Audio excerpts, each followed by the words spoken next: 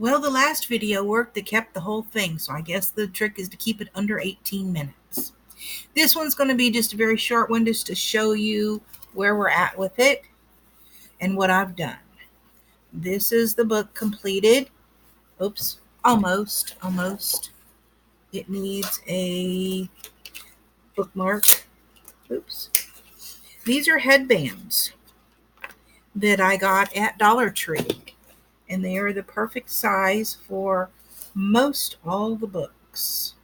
And if I can find a little charm that seems to suit it, I will put a charm on it. But for now, it's just on the cover as is. But it's got a little silver piece right here where they attach the everything. And if, like I said, if I can find a charm, I'll put a charm on it. Anyway, here we are. So you open it up, and it's a little, like I said, a little wonky. It wants to stay open because the pages are thick. What I did was I added some black lace that I had um, onto the edge of the paper. Just the signature covers. It's a nice cardstock, so it held that quite nicely. So we just have some black lace. And I think it looks kind of appropriate for a Mexican style Day of the Dead book. And you could use this for Halloween. You could use it just as a journal if you like the sugar skulls. I love them. And I actually like the whole notion of the Day of the Dead and the Mexican rituals that they do. I mentioned it in a previous video. I'm not sure it showed that all. Um, but, and there, of course, is our spine. Um, what what they do is to set up a table or an altar type area with pictures of their loved ones that have passed on, and probably some angels and a cross and then, whatever else they want to put up there. And then they cook all of those people's favorite foods if they know them, and put out their drinks or their smokes, whether it's cigars or whatever. And little mementos of various sorts, whatever those ancestors. And I mean, it could be somebody that you actually knew. Um, and then again, it might be previous ancestors that you just have an image of, a photograph or whatever, or just a memory is fine. And they, lots of flowers. Everything is very, very colorful. They do a lot with the skulls. They do. I don't know, most people probably know about the Day of the Dead celebrations, but in case you're one that doesn't, they have parades um, through the streets. Uh, and happens on November 1st, or is it November 2nd? I think it's November 2nd. Anyway, it's right around Halloween, so a lot of people think it's just done at Halloween. It's actually not. It's like 1 or 2 days after. Um, and they just have they go to the cemeteries and they have a picnic with all the family members in the cemeteries. Take a little blanket to sit down on and lay the food all out, and they have a big picnic. Um, and I think they have a very, very good, very healthy way of looking at death. It's just, death is just leaving this life, but you're going on to another somewhere else. And while I don't pretend to know exactly where that's going to be for each and every person, I'm going to say that if you're a Christian, you're going to heaven.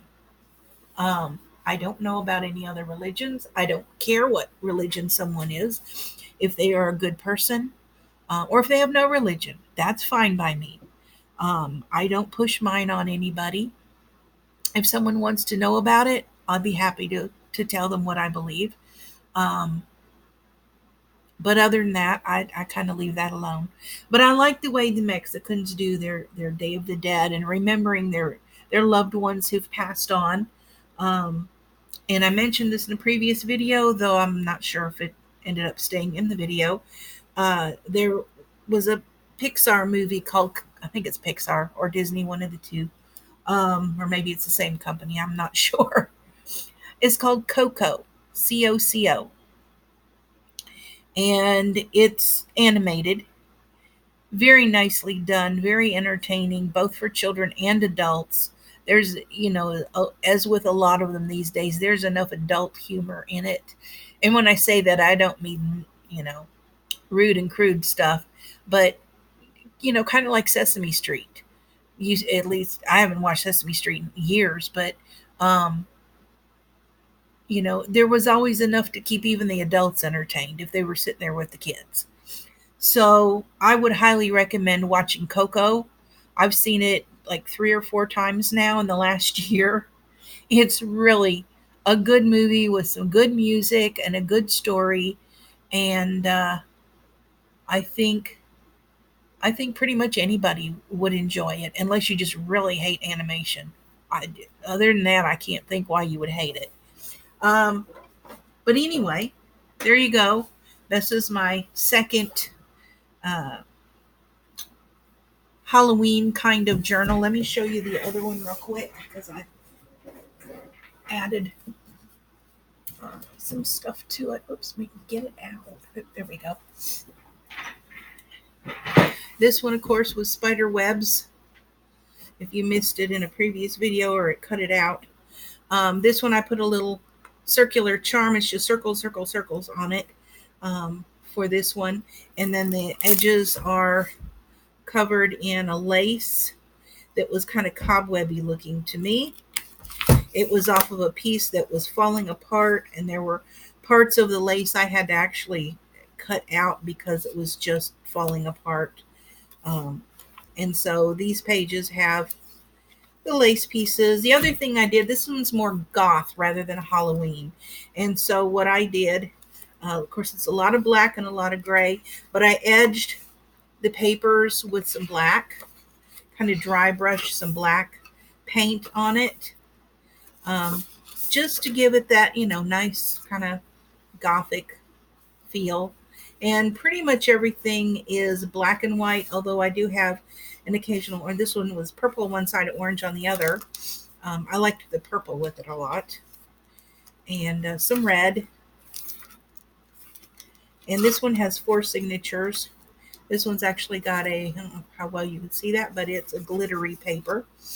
Um, so there's that one. And again, it has a beaded spine. I've got round beads alternated with bugle beads. And there were some other bugle beads I wanted to use, but they were too small for my needle to get through. Even my smaller needle, I would have had to go to a beading needle, and I don't want to sew signatures with that. So there we are with this. And so now I've got 2. I had to take pictures of this one. It'll go up for sale. These are all going to be listed along with my other journals in all of my online stores, eBay, Etsy, and Poshmark. You can take your pick. If you're wanting to buy a journal of some sort rather than making one for a gift or Christmas or whatever yourself, you can do that. And you can go to any one of those stores. You can contact me personally if you want to. Go to my About page. You can find the links to my stores there, and also an email. I think it's, or click contact or something. It gives you my email. And you can purchase directly from me. I will warn you or inform you ahead of time that eBay's probably going to have the best price. If you just want to buy them online, and that's fine, I understand that. eBay will have the best pricing for you because they don't charge a whole lot. Well, put it this way, they're the most economical when it comes to fees. Um, Etsy is about the same, but Etsy commands a little bit higher price on stuff. And also, um, we're now having to pretty much, you don't have to, but it's suggested that you offer free shipping on anything $35 and over. So some of my larger journals fall into that category. Ones that take a lot more time to put together uh, fall into that category of over 35. Um, Poshmark will be the most expensive simply because Poshmark charges the highest fees. If you've never been to Poshmark, they've been known mostly for clothes, shoes, accessories, um, for men, women, and children. And they have now branched out and added in home goods. And this falls under the office category of home goods under home, office, and books and journals. There are a few other journals out there. There's at least one other person on there who makes her own. Nice lady. She only had one up when I was talking to her, but I've got all of mine that are up for sale on there. Um, they're on all three sites. I cross post as much as I can. Bigger the audience, the better chance I have of selling something. If you didn't know it before, this is how I make my living at this point. And within the next 3 to 4 weeks, I should be moving and I'll be down for a while. The stores will be shut down while I'm moving. Um, and then I'll come back with a more limited selection of stuff. I'm having to move just what fits in my car, and along with stuff to sell, I have to take my clothes and tools and stuff that I need to continue to make items because that's just what I love to do. As well as I'll be looking for a job there also, even if it's just a part time something. It's something's got to give. Um, I can't just depend on this. Sometimes I do really well. Fourth quarter usually is pretty good for me. It's starting off a little slow, um, but I have, I've got clothes, and right now I've got everything on sale. I got clothing, I got shoes, I got handbags, accessories, lots of jewelry. Some of it I made, some of it's vintage, some of it's just stuff that I've purchased at various places. And my journals. So when I move, I'm pretty much taking the journals and the jewelry because they take up the least amount of space. Clothing takes up the most. I won't be taking the clothing. So if there's anything in any of my stores that you might want, and you can see all of it on Poshmark, and then you can go to like eBay where it is going to be cheaper and see, you know, what you want there.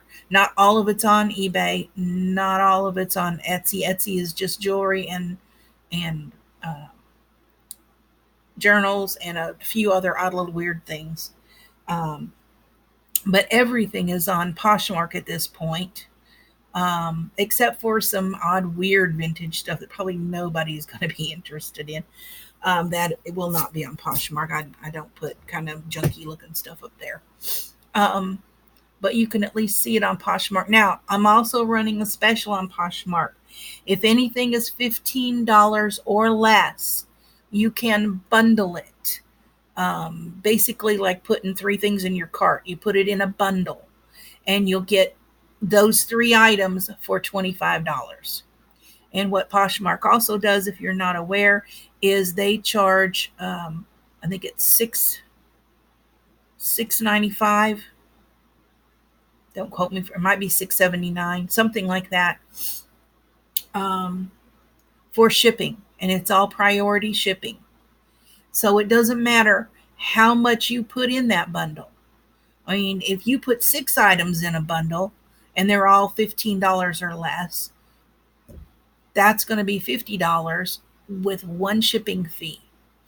So that's the nice thing about Poshmark is you're going to get it quickly. You can put as much as you want into it, um, up to 5 pounds. We don't have to pay any extra for it. Anything above that, I have to pay the difference. But 5 pounds is a lot of stuff. So, that's an option if you're looking to buy a bunch of stuff. Anyway, if you like this content of crafty stuff and some gardening stuff. I'm going to be moving to an apartment in Colorado, so I won't have a garden, but I am planning to try and grow some herbs inside in pots. We won't have a a patio or anything, but we do have some decent sized windows and some grow lights. So um, I'm probably going to do at least some herbs, if nothing else. We'll see how that goes, especially during the winter, which is about to start. Which is why I'm trying to earn enough money so that I can get moved, because I've got to have a little bit of work done on my car, not very much, hopefully. Um, Oil change for sure. Have it checked over. I think I may have to have some hoses replaced. That shouldn't be a big